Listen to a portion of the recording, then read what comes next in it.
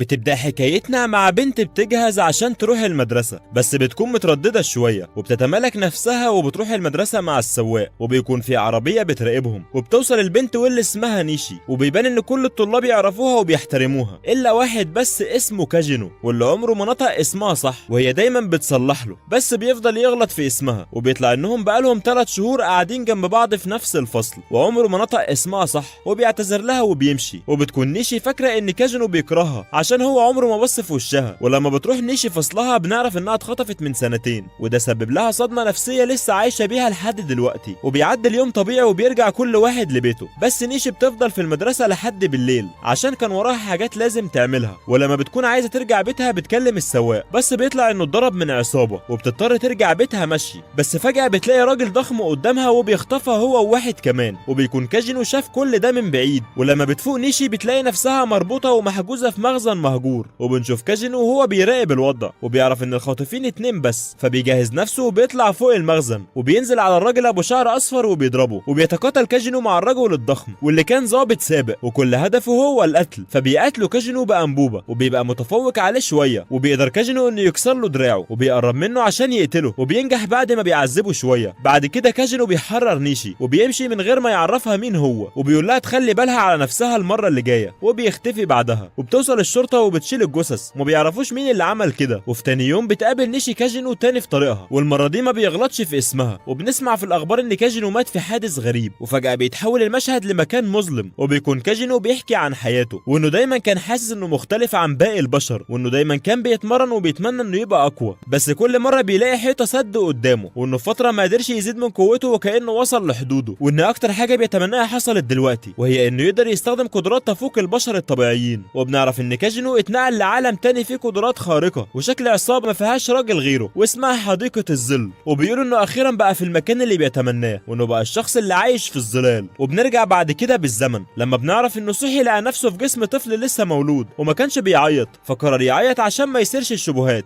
وساعتها بيلاحظ وجود القدرات الخارقه وعرف انه هيقدر يحقق حلمه هنا. وبيكون كاجينو عنده اخت اكبر منه واللي بتستخدم السيف ببراعه كبيره على عكس كاجينو، واللي بيبان عليه انه ضعيف، بس دي مش الحقيقه عشان هو طلع بيمثل انه ضعيف، والحقيقه هي انه قوي جدا. وبيكون كاجينو الصبح عايش مع عيلته عادي، انما بالليل بيروح يصطاد قطاع الطرق وبياخد فلوسهم، وبيبقى معاه سلايم بيتشكل زي ما هو عايز، وبيقتل كاجينو كل قطاع الطرق بسهوله. واثناء لما كان بيسرق فلوسهم اكتشف وجود كائن غريب محبوس في قفص، وبيحس بوجود شخص جوه الشيء ده، فبياخده معاه لبيته التاني، وبيفضل يعمل عليه تجارب، وبعد تجارب كتير جدا بيقدر يحرر الشخص اللي جوه، وبيطلع انها بنت جميله بشعر اصفر. وقبل ما بتصحى بيروح كاجينو بيقعد وبيمثل انه جامد وانه فاهم كل حاجه، وبيقول لها انه اخيرا قدر يحررها، فبتساله عن اللعنه اللي نزلت عليها، بس هو ما بيكونش عارف ان دي لعنه، فبيخرج كتاب كان معاه وبيقول لها ان دي لعنه بتنزل على احفاد الابطال ال3، وان اللي عمل اللعنه دي هو ديابلوس ملك الوحوش بعد ما قتلوا الابطال ال3، وفي مجموعه اسمها طائفه ديابلوس هم اللي فعلوا اللعنه دي، وبيعرض عليها تنضم ليه عشان تساعده يحارب طائفه ديابلوس. وبتتاثر البنت قوي وبتطلب منه يديها اسم، واسمها بيكون الفا، وبيديها كاجينو جزء من قوته، وبتقترح عليه الفا انهم لازم يجمعوا كل احفاد الابطال ويعالجوهم ويعملوا عصابه تقاتل طائفه ديابلوس، وهنا بيسمي كاجينو عصابتهم بحديقه الظل. وبعد كام سنه بيكون كاجينو بيقاتل اخته وبيمثل انه ضعيف جدا قدامها، بس الحقيقه بتكون انه اسرع واقوى منها بشكل رهيب. وفي نفس اليوم ده بتكون اخت كاجينو هتروح اكاديميه الفرسان، بس للاسف بتتخطف، فبيأمر كاجينو بيتا واللي بتكون برضه من حديقه الظل انها تخلي باقي الاعضاء يدوروا على اخته، بس هما بالفعل بيكونوا بدأوا يدوروا ووصلوا لعده اماكن ممكن تكون اخته فيها، فبيروحوا وبيبصوا على الاماكن دي، بس ما بيكونش عارف ايه هو المكان الصحيح، فبيرمي السكينه وبتنزل على مكان بالصدفه، وبيطلع فعلا ان هو المكان الصحيح. ولما بيجي الليل بيكون في شخص واقف قدام اخت كاجينو وبيتكلموا مع بعض، وبيقول الراجل انه ناوي يخطف كاجينو وياخد منه شويه معلومات، فبتهاجمه الاخت، بس هو بيتفادى الهجوم وبيضربها. ولما بيخرج بيعرف ان في دخلاء واللي بيكونوا حديقه الظل، واللي بيبقوا قتلوا كل الموجودين وما بيتبقاش غير القائد، فبيحاول يهرب منهم وفعلا بيقدر، بس بيلاقي كاجينو واقف قدامه، وبيطلع ان كاجينو تاه وانه وصل هنا بالصدفه، وبيهاجموا قائد الاعداء، بس كاجينو بيكون قوي جدا وبيقدر يهزمه بسهوله، وده وهو بيستخدم جزء صغير جدا من قوته، فبيقوم قائد الاعداء تاني فبيقتلوا كاجينو نهائيا. وتاني يوم بترجع اخت كاجينو للبيت بعد ما بتحرر نفسها وبتروح للاكاديميه، وفي نفس اليوم بالليل بتبلغ الفا كاجينو انهم هيتفرقوا، بس الحقيقه هي انهم عايزين ينتشروا ويكبروا عصابتهم عشان يطاردوا طائفه ديابلوس. وبعد 2 بيروح كاجينو للعاصمه عشان يدخل لنفس الاكاديميه بتاعه اخته، وبيجهز نفسه عشان المدرسه، وبيقابل صحابه اصحابه وبيتحركوا سوا للقطر اللي بيلحقوه على اخر ثانيه، وبنعرف انهم لعبوا لعبه امبارح وكاجينو خسر، فاتحكم عليه يعترف لاكتر بنت مشهوره في الاكاديميه بحبه. ولما بيوصلوا الاكاديميه بيلاقوا ان في واحد بيعترف للبنت دي واللي اسمها اليكسيا، بس هي بترفضه زي اللي سبقوه. وبيعدي اليوم ولما بيجي الليل بيمثل كاجينو دور الولد الضعيف الخجول وبيعترف لها بحبه، وبيكون كاجينو حاطط في دماغه انها هترفضه، بس على العكس تماما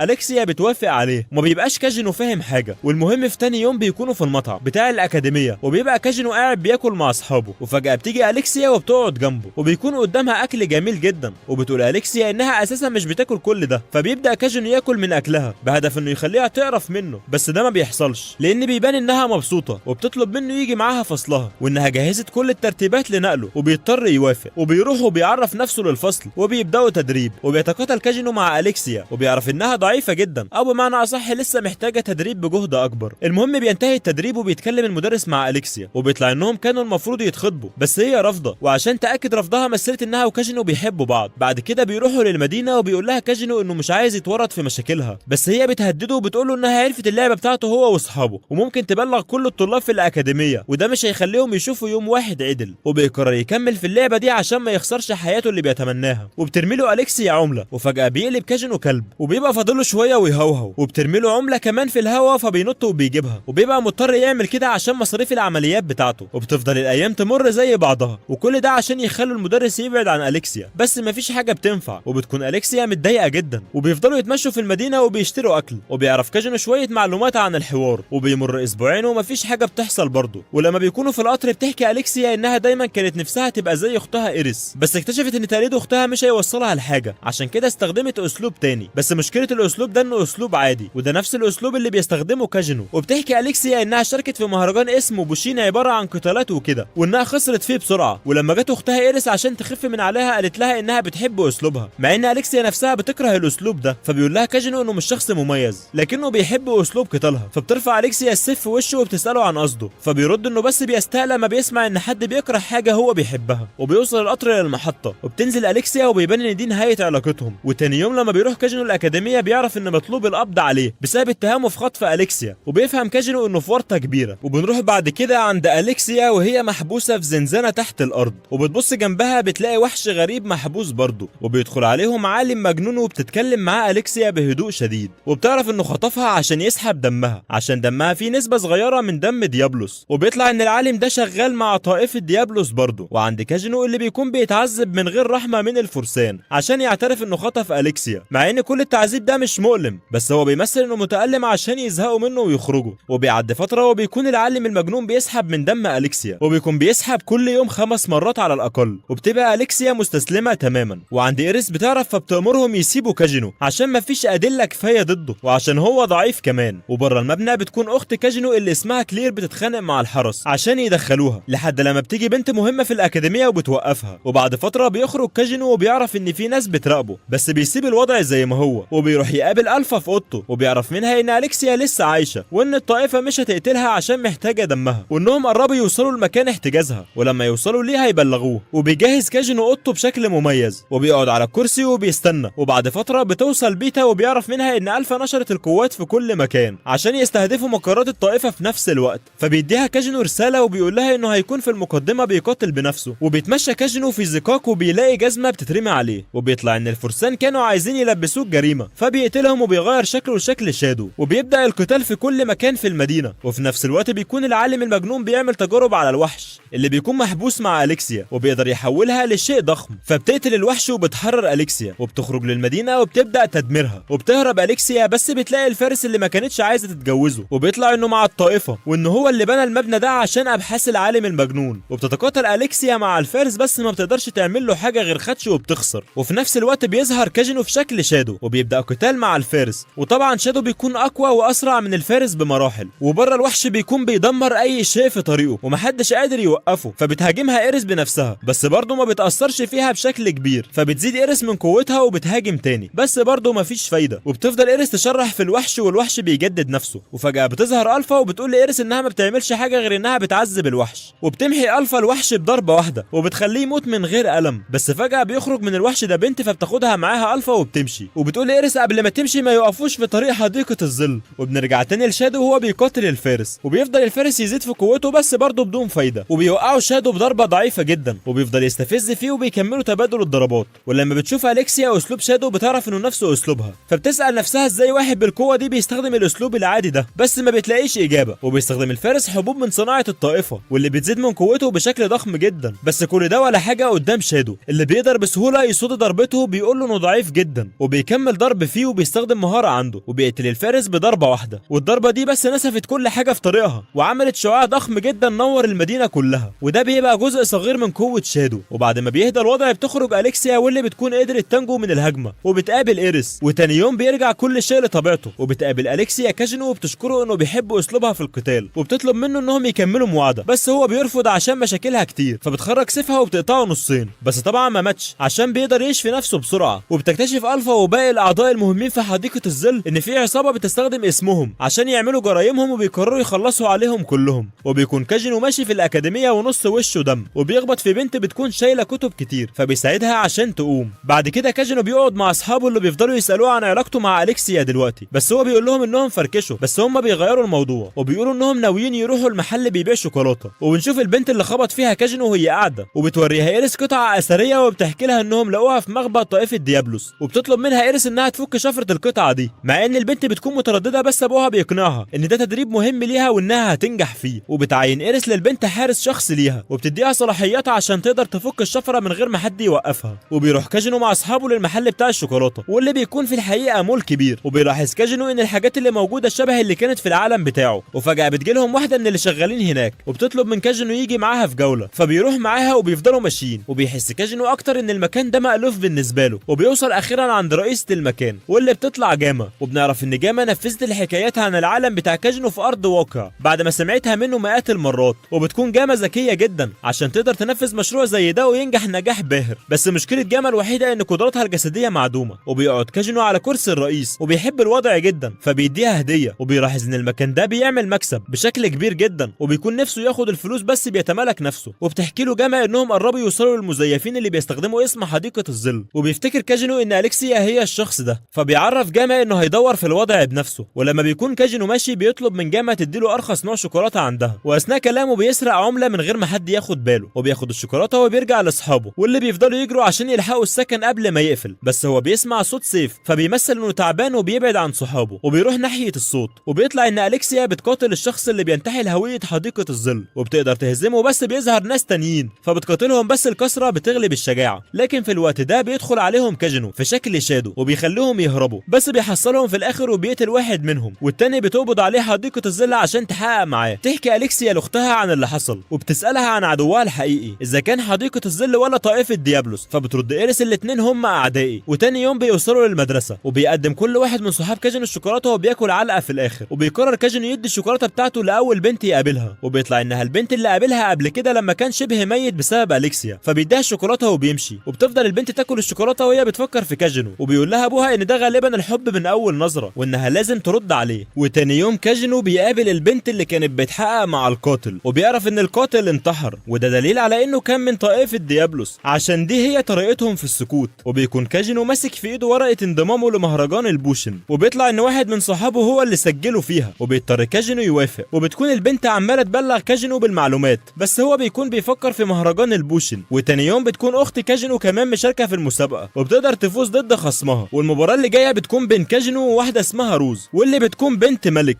وطبعا عشان هو مش عايز يلفت الانظار ليه، فبيكون عايز يخسر باكتر شكل رائع في الكون. وبيبدا القتال، وطبعا كاجينو بيكون قادر انه يفوز بسهوله، بس بيمثل انه طار ونزل دم من بقه، وبيفضل يخسر وبيقوم لمرات كتير جدا لحد لما بيزهقوا منه بيكتفوه وبياخدوه للمستشفى غصب عنه. وبيبقى وش كاجينو بعد ما بيخرج شبه الموميا، وبيقابل في طريقه البنت اللي اداها شوكولاته قبل كده بس بيكون ناسيها. وبيقعدوا مع بعض، وبتديله البنت واللي اسمها شيري بسكوت، وبتطلب منه يبقوا اصدقاء، وبيجابوها وبيقعد معاهم. وبيطلب من كاجينو يهتم بشيري، وبترجع شيري لاوضتها وبتفضل تفكر في كاجينو. قرر تروح لاليكسيا وتسالها عن حاجه، ولما بتروح بيقعدوا سوا. تسالها شيري لو هي وكاجينو بيتواعدوا حاليا، بس اليكسيا بترد بتقول لها انهم انفصلوا من فتره، فبتفرح شيري وبتقول لها انها بقت صديقه كاجينو، وبعدها بتمشي. وبنسمع صوت تكسير من اوضه اليكسيا. وتاني يوم بيكون كل الطلاب في الفصول، وفجاه بتدخل عليهم روز ومعاها واحده عشان انتخابات الفصول. وفي نفس الوقت بتكون طائفه ديابلوس استخدموا قطعه اثريه بتلغي القدرات، والوحيد اللي بيحس بيها هو كاجينو. وبتكون اليكسيا لسه واصله الاكاديميه، وبتشوف الحارس ميت، فبتبلغ اختها. وعند كاجينو بيدخل عليهم شويه ناس بيدعوا انهم حديقه الظل وبيقولوا انهم استولوا على الاكاديميه، فبتقف روز قدامهم وبتحاول تستخدم قدرتها بس ما بتقدرش، وعلى عكس الاشخاص التانيين اللي بيكونوا قادرين يستخدموا قدرتهم عادي، وبيكون واحد من اللي واقفين هيقتل روز بس بيقف كاجينو قدام الهجمه وبيمثل انه مات، وبتفتكر روز ان كاجينو بيحبها عشان كده ضحى بنفسه علشانها. وبياخد بعد كده الاعداء كل الطلاب وبيقعدهم في القاعه الرئيسيه، ولما بيمشوا كلهم بيقوم كاجينو عن طريق انه ينعش قلبه تاني، وبيبقى كاجينو قادر انه يستخدم جزء صغير من قوته بسبب الختم. وعند شيري بيدخل عليها واحد من الاعداء واللي المفروض انه قوي وبيكون خلاص على وشك انه هيقتل شيري، بس بيتدخل واحد من الحراس وبيحميها وهي بتهرب منه. وبيفهم كاجينو الوضع حوالين المدرسه، وبيبقى اكتر حاجه مضايقاه ان الاعداء لابسين اسود في عز النهار، وبيبدا يقتل فيهم واحد ورا التاني. وبيلاحظ شيري وهي بتهرب فبيحميها عن طريق انه يقتل اي حد في طريقه. بعد كده بيقابلها وبيروحوا لاوضه المدير عشان يدوروا على شويه حاجات، وبنعرف انها لو قدرت تفك شفره القطعه الاثريه هتقدر توقف الاداه اللي بتلغي القدرات،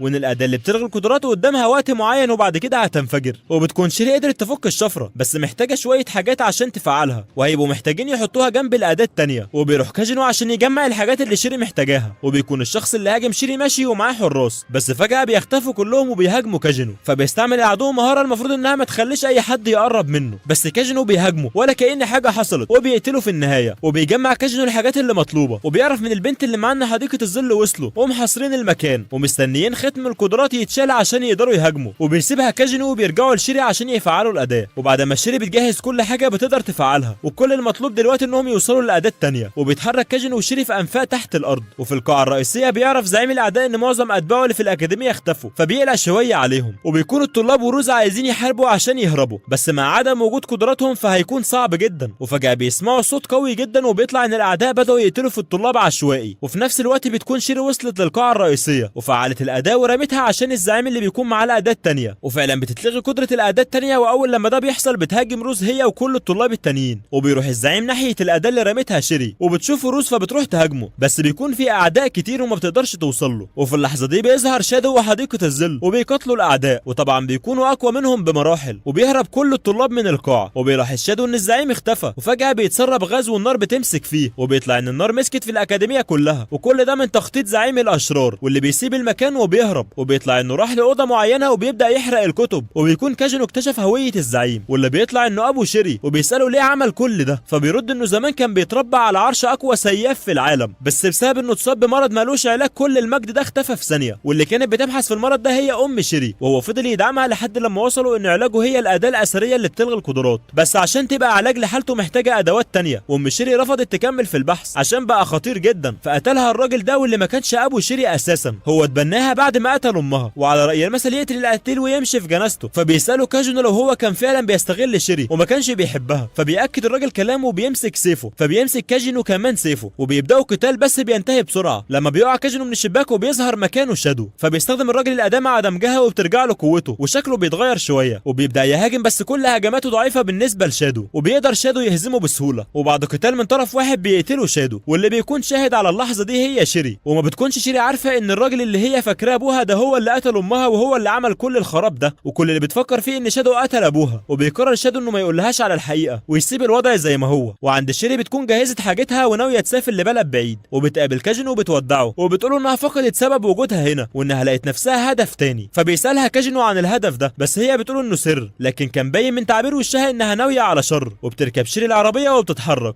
وبياخد كل الطلاب اجازه بسبب اللي حصل في الاكاديميه، وبتعدي اخت كاجينو عليه عشان تاخده ويروحوا، بس هو بيستخبى وما بتعرفش تلاقيه. وبتجيله رساله من الفا وبتطلب منه يتقابلوا في مدينه معينه، فبيسافر كاجينو بالقطر، ولسبب ما بتكون روز ماسكه في دراعه ومش عايزه تسيبه، وبيطلع انها حبته بعد ما ضحى بنفسه علشانها. وبيكون كاجينو عايز يهرب منها، بس الموضوع بيكون صعب حتى عليه. وبتفضل روز بتحكي عن مستقبلها معاه وان مش كل الناس هتقبل علاقتهم وكلام من ده. وبيعرف كاجينو يسلك ايده منها وبيقف جنب الشباك وهو بيسمعها بتتكلم عن المدينه اللي هم متوجهين ليها. وفجاه بتظهر من وراه وبتمسك ايده تاني، وبالليل بتروح له الاوضه بس ما بتلاقيهوش عشان هو بيكون نايم على السقف. ولما بيوصلوا بيلاقي كاجينو قلاده بتتباع شكلها غريب، وبيعرف من روز ان القلاده دي على شكل دراع الوحش ديابلوس، والسيف ده بتاع البطله اللي هزمته واللي اسمها اوليفيا. وبتاخد روز كاجينو وبيقفوا في طابور لتوقيع كتاب، والكاتبه بيكون اسمها ناتسومي. ولما بيوصل كاجينو الاول الطابور بيطلع ان الكاتبه هي بيتا، واساسا هو كان شاكك في كده عشان روايتها هي واخداها من قصص هو كان بيحكيها ليهم من العالم بتاعه. وبتكتب له بيتا رموز سريه على الكتاب فيها تفاصيل التفاصيل المهمة، وبيفهم كاجينو الرموز فورا. وبالليل بنشوف الفا وهي في الكنيسة بتاعة المدينة، وبيكون الرئيس هناك ميت، وبيشوف كاجينو واحد بيجري فبيقف في وشه وبنت بتقتله. وبيروح كاجينو بعد كده للينابيع الحارة وبيقع فيها، وبيلاقي ان اليكسيا هناك بس بيتجاهلها لحد لما هي بتكلمه وبتسأله عن وجوده في المدينة، فبيرد انه موجود عشان حدث خاص هيحصل. وبيطلع ان اليكسيا هي برضه موجودة عشان نفس الحدث واللي هو محكمة الحكام. وبنعرف ان المحكمة دي عبارة عن قتالات، بس الفرق ان المقاتل بيقف في مكان معين والمحكمة بتستدعي ليه شبح وهو المفروض يقاتله. بس بعد كده بنشوف رئيس الكنيسة وهو بيلقي خطاب على الموجودين، وبعد لما بيخلص بتجيله اليكسيا عشان تبدأ تفتشها، بس هو بيرفض عشان الاوضاع مش مستقرة، وبيطلب منها تقعد وتستمتع بالعرض. وبتكون اليكسيا قاعدة وسط روز وبيتا في نفس الوقت، وبتكون في منافسة من نوع خاص بين اليكسيا وبيتا، وبيبقوا بيكرهوا بعض بطريقتهم. وبتبدأ محكمة الحكام وبيدخل المنافسين واحد ورا التاني، بس ما فيش ولا شبح، وده معناه ان المقاتلين ضعاف جدا. وبيبقى كاجينو ناوي يستنى الليل يجي عشان يظهر شبح قوي عشان يدخل بشكل شادو ويهزم الشبح ويخرج ولا كأن حاجة حصلت. ولما بيجي الليل بيسمع كاجينو اسمه بيتنادى وما بيبقاش فاهم ايه اللي بيحصل، وبيفضل متردد يدخل ولا لا. وبيطلع ان روز هي اللي كتبت اسمه، وبيقرر كاجينو انه يدخل بس بشكل شادو، فبيعمل نور بيخلي كل الناس تبص عليه، وبيتحول هو لشكل شادو وبيقتحم الحلبة، وبيستخدم شادو سحره وبيخلي المحكمة تستدعي الشبح اللي هيقتله. بس فجأة بيظهر أسوأ شبح ممكن أي حد يتصوره، واللي بيكون شبح ساحرة، واللقب بتاعها هو ساحرة الكوارث أورارا. وبيكون شادو حاسس بنفس إحساس أورارا، وبيبدأ قتالهم واللي بيكون قتال شكلي، بس في الحقيقة بيكونوا بيكملوا بعض الهجمات. وبيفضل القتال شغال لحد لما بيهزمها شادو وبيخرج من المكان، وفجأة بتظهر بوابة من لا شيء وبتتفتح في نص المحكمة. وبنعرف بعد كده ان كاجينو هو اللي شغل البوابة دي من غير ما يقصد. وبنروح للمكان اللي فيه كاجينو وهو فرحان بالانجاز اللي عمله. فجأة بيلاقي بوابة شبه اللي موجودة قدامه، فبيحس بالقلق منها وبيقرر ما يدخلهاش، بس البوابة بتفضل تجري وراه وما بيكونش قدامه خيار، فبيضطر يدخل وخلاص. وفي المحكمة بتظهر حديقة الظل وبيقتلوا اتباع الراجل الأقرع وبياخدوا معاهم وبيدخلوا البوابة وبيخطفوا بيتا معاهم. بس روز واليكسيا بينطوا في البوابة معاهم قبل ما البوابة تقفل، وبيكونوا في مكان غريب، بس الفا بتبقى عارفة اسمه واللي هو الملجأ، وده المكان اللي اتختم فيه دراع ديابلوس. وبنشوف تمثال اوليفيا الحقيقي هناك، وبيكون في شبه غريب جدا بين اوليفيا والفا، وبيكملوا طريقهم في المكان. وعند كاجينو بيلاقي نفسه في مكان ابيض، واورارا بتكون قاعدة قدامه، وبيقولوا هما الاتنين انهم استمتعوا بالقتال ده. وبتسأله اورارا ازاي جه هنا، فبيرد ان كان في بوابة بتجري وراه فدخل فيها بعد ما زهق. وبيكون كاجينو هيرجع من نفس الباب، بس بتوقفه اورارا وبتطلب منه يفكها لو ما كانش عنده مانع، فبيفكها وبيطلع انها كانت محبوسة ل1000 سنة. وبيقرر كاجينو يتحالف معاها عشان يقدروا يخرجوا من هنا، وبيكون استخدامهم للقدرات قليل جدا بسبب قربهم من مركز المحكمة. وبيدخلوا من الباب اللي كان قدامهم، وبيقدروا انهم يشوفوا الاحداث اللي حصلت زمان. وبيشوفوا بنت بتعيط شبه اورارا، فبتقرب منها اورارا وبتقول لها ان العياط مش هيحل حاجة، وبتضربها بالقلم. وعند الفا والباقي بيكونوا هم كمان شايفين الاحداث اللي حصلت زمان، او بمعنى اصح ذكريات اوليفيا، وانها الوحيدة اللي خرجت سليمة من تجارب المنظمة، واستخدموها المنظمة بعد كده في الحروب ضد ديابلوس. وبعد ما قدروا يختموا دراعه بدأوا يصنعوا من الخلايا بتاعته حبوب بتزيد الطاقة، بس دي بتكون حبوب مش كاملة، لكن الحبوب الكاملة بتبقى اقوى من كده بكتير. وواحدة من الحبوب دي اخدها الرجل الأقرع ده، وبيكونوا قادرين يصنعوا 12 حباية في السنة، ولازم يفضلوا ياخدوا منها والا تأثير الحباية هيختفي. وبالصدفة بيبقى في ضمن الجيش مجموعة اسمها الفرسان ال12، واللي بيبقوا اقوياء جدا، وغالبا ده بسبب انهم بياخدوا الحباية دي. وبعد ما بتكتشف الفا كل الاسرار اللي تعرفها قدام الرجل الأقرع ده، بيقول لها ان كل كلامها كان صح، وفجأة بيكون هيتحول بس بتقتله دلتا، بس بيطلع انه ما ماتش، وبيفصلهم عن بعض. وبيكون الراجل بيقاتل دلتا والفا وبيبقى قادر ينسخ نفسه، بس ده مالوش لازمة قدام دلتا واللي بتكون قوية جدا. وبتحس دلتا بشيء غريب، وبنعرف انهم عشان قريبين من مركز المحكمة فقدراتهم بتبدأ تضعف، على عكس قدراته هو كل ما بيقرب من المحكمة قوته بتزيد وبيخرج نسخ اكتر. بس دلتا بتكون سعيدة جدا لانها هتقدر تدمر زي ما هي عايزة. وعند كاجينو واورارا بيفضلوا يمشوا لحد لما بيلاقوا نفسهم في ساحة معركة كلها اموات، وبيلاقوا حفرة كبيرة، وهناك بتكون اورارا وهي طفلة قاعدة، فبتاخد اورارا سيف وبتكون هتضربها بيه، بس فجأة الجثث بتتحرك وبتهاجم اورارا، فبينقذها كاجينو وبيدمر شوية من الجثث الموجودة، بس بيظهر جثث اكتر، وبيعرف انه لازم يقتل الطفلة عشان يخرجوا من هنا، وفعلا بيعمل كده. وفجأة بيلاقي نفسه قدام سيف شبه بتاع الابطال، وبتقول له اورارا انهم حاليا في مركز المحكمة وعند دلتا، واللي دمرت كل النسخ هي والفا، فبيخرج الراجل نسخ اكتر، بس دلتا بتخرج قوة اكبر بكتير وبتدمرهم كلهم مرة واحدة. وبنرجع تاني عند كاجينو لما بيقرب من السلاسل، وبيعرف انه مش هيقدر يدمرها بقوته، فبيقرب من السيف وبيتوقع ان السيف يقدر يدمرها، واساسا مكتوب على السيف انه يقدر يدمر السلاسل.